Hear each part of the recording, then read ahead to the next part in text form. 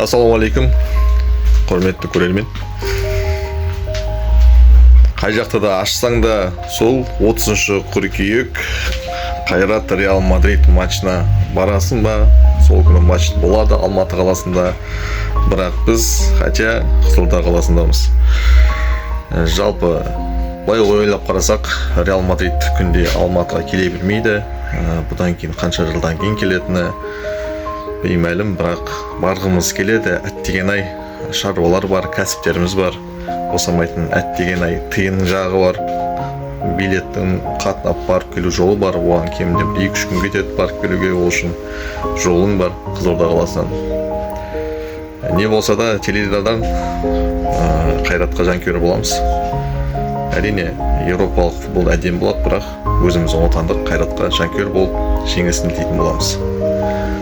Арнаға тіркеліп кетіңіздер.